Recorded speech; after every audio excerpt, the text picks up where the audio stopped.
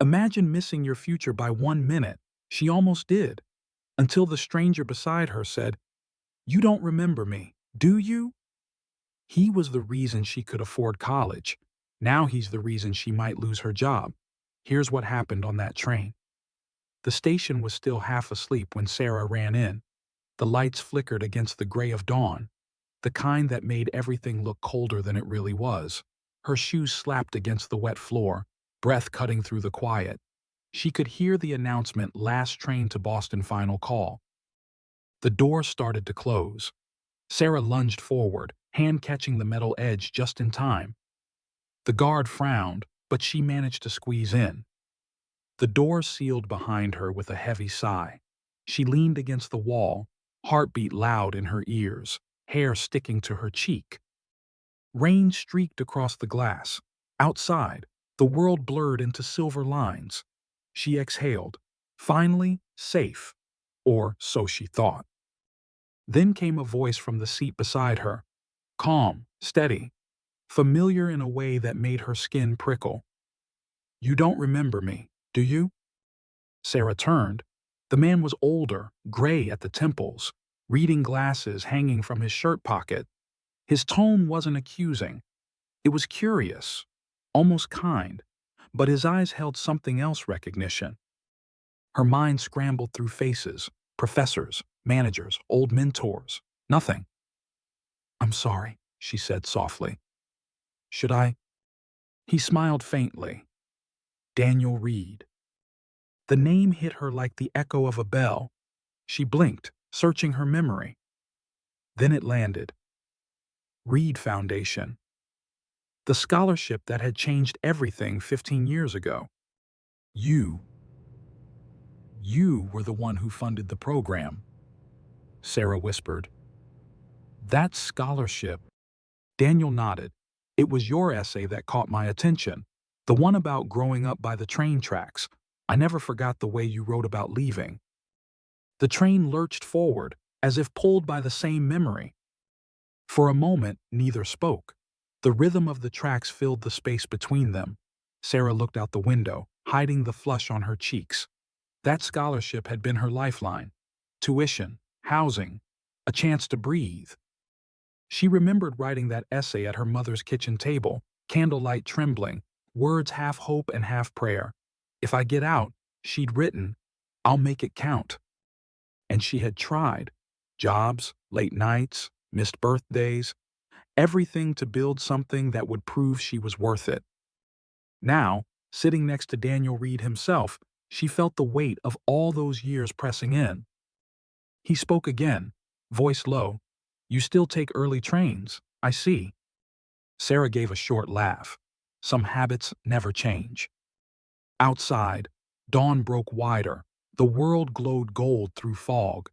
She tried to calm the pulse in her wrist. Maybe it was fate. Maybe just bad timing.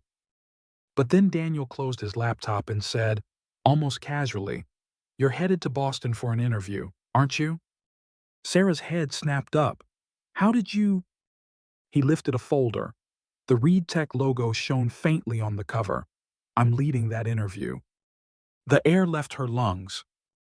The train's motion seemed to slow, even though it didn't. She stared at him, the edges of the world blurring. You're with Reed Tech." "I founded it," Daniel said simply. "Small startup back then. Now, apparently, everyone wants in." Sarah's throat tightened. Her upcoming interview had felt like a miracle. Reed Tech was the place she'd dreamed of, working for a company that promised ethics and innovation hand in hand. And now, the man sitting beside her was the very person she'd been hoping to impress. Silence stretched. She turned to the window again, watching the reflection of her own face, older, sharper, still chasing something. The conductor's voice broke through the intercom. "Attention passengers. We may experience delays due to weather. Thank you for your patience." Daniel folded his hands. "You seem nervous." Sarah gave a hollow laugh. "Maybe because my whole future just sat down next to me on a train." He studied her for a moment. "Tell me, Sarah, If you had one seat left on this train and someone else needed it more, would you give it up? The question caught her off guard. It wasn't small talk, it was something else. A quiet test. She hesitated. Depends on the situation, I guess. Fair enough, Daniel said. That's how I used to answer, too. The lights flickered. Thunder rolled in the distance. Sarah wrapped her hands tighter around her coffee cup. The warmth steadied her, but something in Daniel's tone left her unsettled. It wasn't an interview question, not really. It was something deeper. When the lights steadied again, he was looking out the window. His reflection looked tired, older than his voice. Sometimes, Daniel murmured, we don't know what kind of test we're already in. Sarah watched the raindrops streak faster down the glass. Somewhere, a clock struck the next hour. How do you prepare for a test you can't see coming? The train slowed to a crawl as the rain thickened. The windows fogged, turning the world outside into pale watercolor. Sarah rubbed a small circle in the glass, but all she could see was her own reflection. Daniel sat quietly, his hands folded on his lap. The rhythm of the wheels against the track had changed, less steady, more uncertain, like the conversation between them. Sarah tried to focus on the folder in her bag, the notes she'd memorized, the answers she'd practiced. But every line blurred now.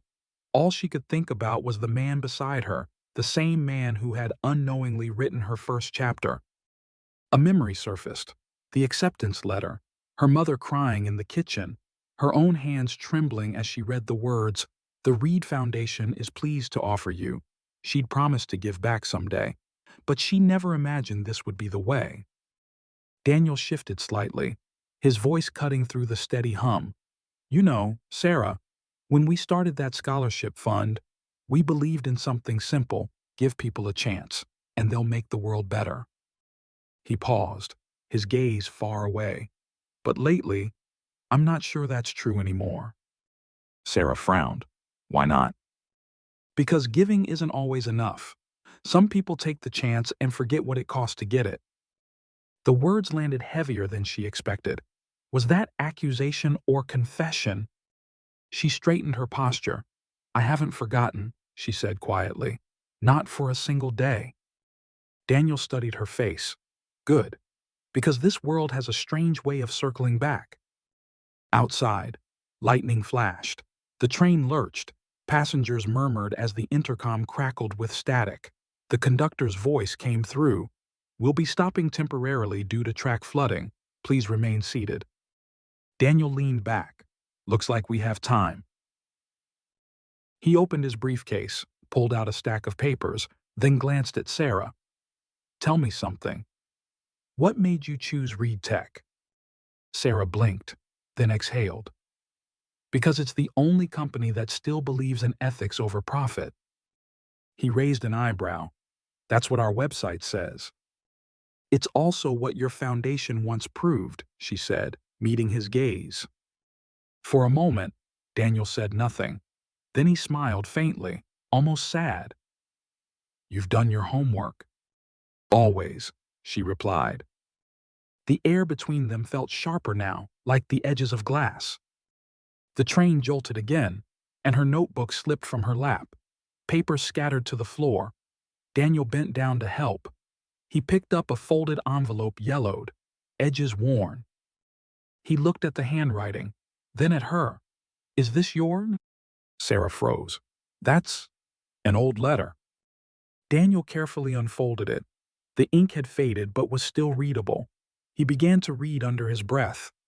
Dear Mr. Reed, thank you for believing in me. I don't know if I'll ever get to tell you this in person, but your scholarship saved me from giving up. His voice softened. I remember this letter. Sarah's breath caught. You do. I didn't write back because my wife did. Claire handled most of the personal responses. He stared at the letter a moment longer. She passed away that same year. The silence that followed was different now. He wasn't the CEO, and she wasn't the applicant.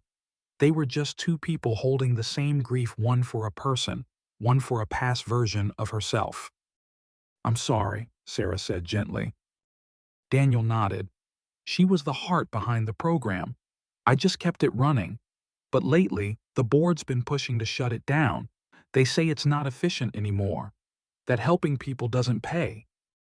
The way he said it wasn't bitterness. It was weariness. Sarah looked at the letter in his hands. Then they've never met the people it saved. Daniel smiled faintly. Maybe you should tell them. A quiet spread through the car as thunder rolled again. The power flickered, lights dimming to emergency glow. People whispered nervously. Sarah stood and helped an elderly woman steady her bag. Her movements were calm, deliberate. Daniel watched. Something shifted in his expression realization. Perhaps respect. When Sarah sat down again, he said softly, "You still think compassion belongs in business?" "I think it belongs everywhere," she replied. "It's not weakness. It's the only thing that ever built anything worth keeping." Daniel turned his gaze back to the window. The rain outside was easing now. "You sound like Claire," he murmured. Sarah smiled faintly. Then she must have been right. The train crept forward, cautious but determined. For a few minutes, they sat in silence, the kind of silence that doesn't separate people but folds them together. Daniel's phone buzzed. He glanced at the screen, jaw tightening. The message preview glowed board decision in scholarship program next quarter. He sighed, then slipped the phone away.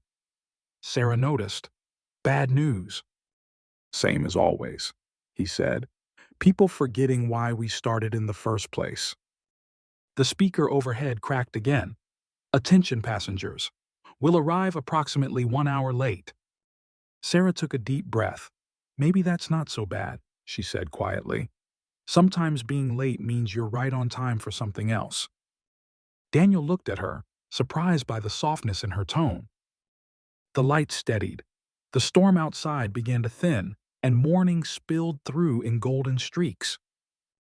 He finally said, "You ever wonder if life is just one long interview, a series of tests we don't know we're taking?" Sarah looked down at her hands. "Maybe. But if that's true, then I hope I've learned the right answers by now." Daniel gave a small nod. "I think you're doing fine." The train gathered speed again. The sound of the wheels found their rhythm. Sarah leaned her head back against the seat, eyes closed, letting herself breathe. Maybe this delay wasn't an accident. Maybe it was an exam of its own, the kind that had no grades, no scores, just choices. And as the track stretched ahead, she couldn't help but wonder, was the test really about her future, or about proving that the past still mattered? By the time the train neared the outskirts of Boston, the clouds had begun to break apart. Light poured through, washing everything in pale gold. The passengers stirred, relief humming in quiet conversations. But Sarah couldn't shake the weight sitting in her chest. Daniel was on another call. His voice was low, firm, but threaded with fatigue. "No, I won't cut it yet," he said. "The scholarship stays until I say otherwise." He paused, listening. Then his jaw tightened. "If you can't see the value in people, maybe you're in the wrong business." He hung up slowly, exhaling through his nose. Sarah looked at him, uncertain if she should speak. He caught her glance and managed a faint smile. "Sorry, board politics. They like numbers more than names." "Names matter," Sarah said, "especially the ones you remember." The train hit a curve, sunlight flickering across his face. "Claire used to say that," Daniel murmured. "She said every name on our scholarship list was a story that hadn't finished yet." Sarah hesitated, then reached into her folder. She pulled out a small stack of papers, her project proposal for ReadTech's Empathy AI division. "You asked earlier why I chose your company," she said. "This is why." He turned toward her. "It's about teaching algorithms to understand human priorities: compassion, fairness, choice. The same values your foundation stood for. I want to build something that listens to people the way that scholarship once listened to me." For a moment, Daniel didn't speak. Then, quietly, You really believe technology can do that? I believe people can, she said. Technology just reflects whoever builds it. A small smile lifted the corner of his mouth. You sound ready for that interview. I thought it already started, Sarah said lightly. He chuckled, then looked out the window. Maybe it did. A crackle from the speaker interrupted them. Ladies and gentlemen, we'll be arriving shortly. Please prepare to disembark. The train slowed again, metal grinding against the rails. But just as Sarah reached for her bag, a shriek of brakes tore through the calm. A jolt rippled down the cars. Passengers gasped. Coffee spilled. Someone cried out. The train came to a hard stop. Silence followed, tense and hollow. Daniel stood immediately. Everyone okay? He called out. A mother a few rows back was trying to calm her crying child. An elderly man struggled to stand. Without thinking, Sarah moved to help. She steadied the man's arm, guided him back to his seat, then turned to assist the others. The conductor's voice came through, shaken but controlled. We've had a branch fall across the tracks ahead. No danger. Please remain calm.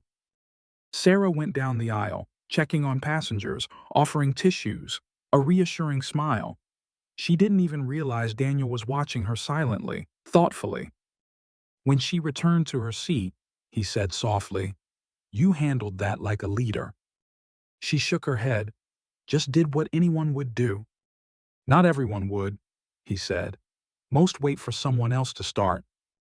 They sat in quiet after that. The storm had fully passed, leaving the sky clear and sharp. A bird flew parallel to the train as if guiding it forward. Eventually, the conductor announced they'd be moving again. The wheels groaned, then caught their rhythm once more. Daniel turned to Sarah. The scholarship may end, but what it stood for doesn't have to. Maybe that's where you come in. She frowned slightly. What do you mean?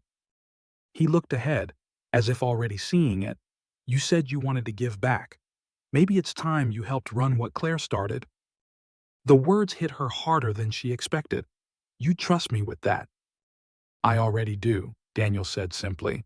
You passed the hardest interview without knowing you were in one. The train entered the city limits. Towers glimmered outside, the skyline sharp against a clearing sky. When they arrived, Daniel gathered his things. Sarah followed him down the narrow aisle, heart still thudding. At the door, he turned. Go home. Rest. The official interview can wait.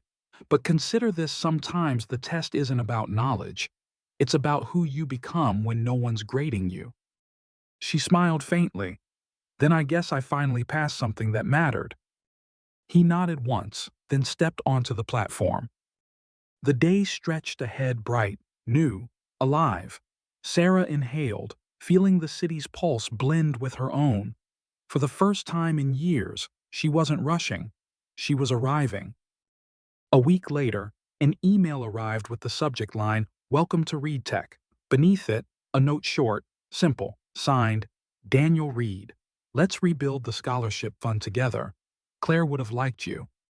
Sarah stared at the screen until her eyes blurred. She pressed her palm against her chest, feeling gratitude bloom where fear used to live. Months passed. She led meetings, designed programs, mentored interns. Her desk held the same worn letter Daniel had once found, its edges soft, ink faded, but meaning intact. One morning, she stood before a group of new students. Each held an envelope marked the Claire Reed Scholarship. Sarah smiled. Someone once gave me a chance when I needed it most. Now it's my turn to pass it on. Outside the window, a train horn sounded in the distance, the same rhythm that once carried her forward. As the students opened their envelopes, light filled the room. It smelled faintly of paper, rain, and new beginnings. Sometimes, she thought, the last ticket isn't the one that takes you away. It's the one that brings you back to purpose, to gratitude, to the people who believed before you did. And somewhere, she imagined Daniel sitting on another train, reading a letter, smiling to himself. Life had circled back, not as punishment, but as proof that the test of time isn't about winning, it's about remembering who helped you begin. Sometimes life gives us a second chance disguised as a test. Take a pause, reflect on what matters, pivot toward the better version of yourself. Hey, if this story made you stop for a heartbeat, share it with someone who might need that pause too. Drop your thoughts below your reflection, might be someone else's turning point. And if you believe stories can still change us, hit subscribe. Stay close. More pivots are coming. You're watching Pivot Stories.